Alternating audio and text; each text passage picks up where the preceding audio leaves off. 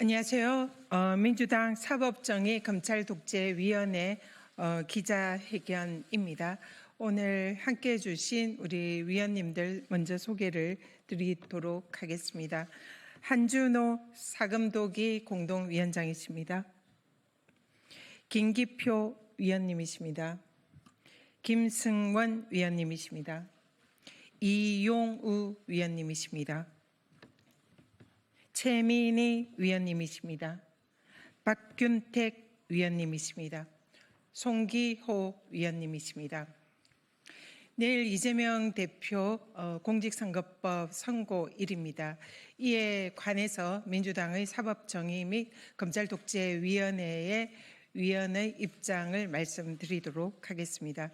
네, 먼저 우리 송기호 위원님 말씀 발표하겠습니다. 민주당 사검도기 기자회견. 이재명 대표 공직선거법 항소심에 대한 공정한 판결을 촉구합니다. 검찰은 이재명 대표에 대해 없는 죄를 만들어 억지 기소를 했습니다. 기억을 처벌하려는 시도는 법적으로나 상식적으로나 납득하기 어렵습니다. 공직선거법을 포함한 그 어떠한 법률도 특정 행위가 아닌 기억을 처벌할 수는 없습니다. 검찰도 공소 유지가 어렵다고 판단했는지 공소장을 변경했습니다. 그런데 교유관계, 교유행위 등 국어사전에도 없는 조까지 만들어 억지 논리를 펼쳤습니다. 2심에서도 행위 사실을 특정하라는 재판부의 요구에 또 공소장을 변경해야 했습니다. 하지만 검찰은 공소장에 있는 모든 행위가 허위라는 식으로 오히려 범위를 넓혀 불특정했습니다. 검찰은 이재명 대표가 하지 않은 발언을 자의적으로 해석해 마치 거짓말을 한 것처럼 조작했습니다. 백현동 사업과 관련해서는 객관적인 증거에도 불구하고 발언 내용을 왜곡하여 허위 발언으로 몰아갔습니다. 1심과 2심 모두 양형 기준상 최고형인 징역 2년을 구형했습니다. 1심 판결의 문제점. 1심 재판부는 기억을 처벌하는 판결을 하지는 않았지만 골프와 백현동 관련한 검찰의 왜곡된 주장을 받아들여 허위사실 공표죄에 해당한다며 징역 1년에 집행유예 2년을 선고했습니다. 그러나 이 판결은 여러 가지 측면에서 문제가 있습니다. 먼저 조작된 사진을 근거로 한 골프 관련 판결입니다. 2021년 국힘 박수영 의원은 이재명 대표가 출장 중 일행 10명이 찍은 사진을 4명이 한 팀으로 골프를 친 사진인 것처럼 조작해 SNS에 게시했습니다. 이에 대해 이재명 대표는 언론 인터뷰에서 국힘에서 4명이 골프를 친 것처럼 사진을 공개했는데 확인해보니 단체 사진 중 일부를 떼어내 조작한 거죠 라고 설명했습니다. 이재명 대표는 사진 조작에 대해 언급하였을 뿐 김문기 씨와 골프를 치지 않았다고 말한 적이 없습니다. 그러나 검찰은 골프를 함께 쳤으면서 치지 않았다고 발언을 왜곡했고 1심 재판부 역시 이러한 확장 해석을 받아들여 유죄를 선고했습니다. 이는 사후적 추론에 따라 발언의 외연을 확장하는 것을 금지한 대법원 판례의 정면으로 위배됩니다. 다음은 맥락을 무시한 백현동 관련 판결입니다. 이재명 대표는 2021년 국정감사에서 성남 시내 5개 공공기관의 지방 이전과 관련한 배경을 설명했습니다. 이 과정에 백현동 부지에 대해서 국토부가 도시계획 변경을 강요했고 이에 대응하기 위해 최소한의 변경만 허용했다고 밝혔습니다. 이재명 대표는 국정감사 답변 전반부에서 당시 성남시에 있던 5개 공공기관의 지방 이전 전체에 관하여 설명했고, 후반부에서 그중 백현동 소재 식품연구원 부지에 관하여 설명했습니다. 그러나 1심 재판부는 전반부 때 설명했던 국토부로부터 혁신도시법 의무조항에 의해 용도 변경을 요구받았다와 직무유기 이른 것으로 문제 삼겠다는 협박을 받았다는 주장을 문제 삼았습니다.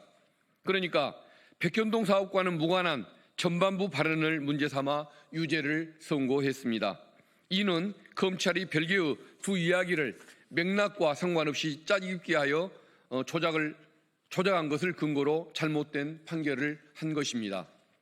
백현동 부지 용도 변경은 박근혜 정부 당시 국토부 강력한 요구에 의해 이루어졌으며, 관련 공문만 보더라도 이재명 대표의 발언이 허위가 아니라는 것이 명백합니다. 따라서 공직선거법상 허위사실 공표죄에 해당하지 않습니다. 법리적 문제에 대해서 말씀드리겠습니다. 허위사실 공표죄 구성 요건을 충족하지 않습니다.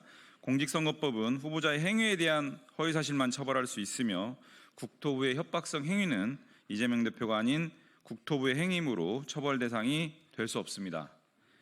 또한 공직선거법은 판단이나 의견을 처벌하지 않습니다.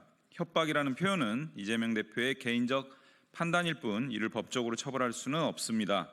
더욱이 국정감사에서의 답변은 국회에서의 증언 감정 등에 관한 법률에 따라 별도의 처벌 규정이 없는 한 처벌할 수 없습니다.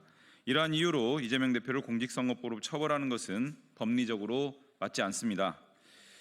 검찰 수사의 불공정성에 대해서 말씀드리겠습니다. 검찰은 공문을 조작하고 참고인의 허위 진술을 유도했으며, 조작된 사진을 증거로 제출하는 등 공정성을 상실한 수사를 진행했습니다.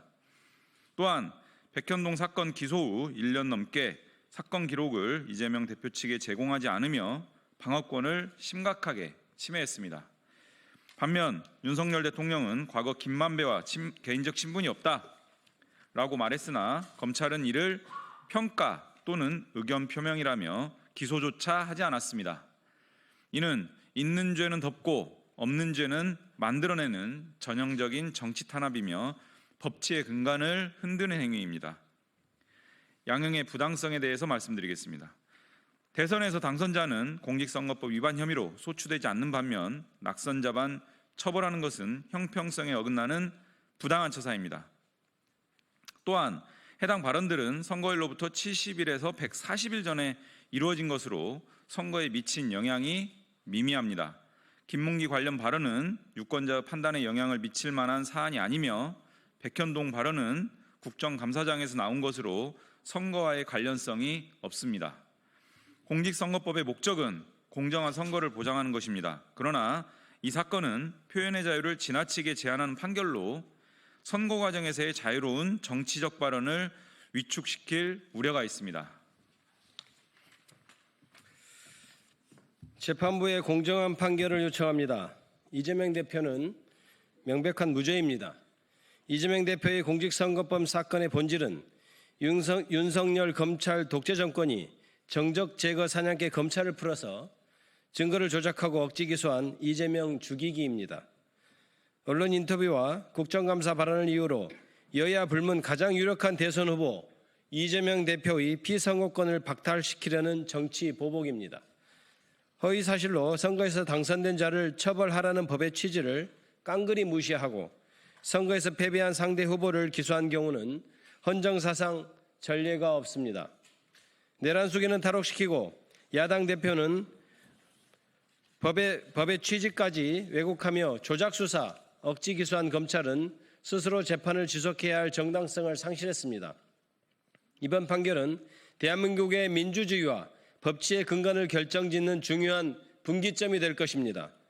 법이 자유를 억압하거나 국민의 정치적 선택을 가로막는 도구가 되어서는 안 됩니다. 재판부는 오직 법과 원칙에 따라서 이재명 대표에게 무죄를 선고해 줄 것을 엄숙히 요청드립니다. 2025년 3월 25일 더불어민주당 사법정의 실현 및 검찰 독재 대책위원회. 네, 이상으로 민주당 사법정의 및 검찰독재위원회의 기자회견을 마치겠습니다. 혹시 더 질의하시거나 또 궁금한 점이 있으시면 백브리핑을 통해서 언론 여러분들과 소통하도록 하겠습니다. 감사합니다.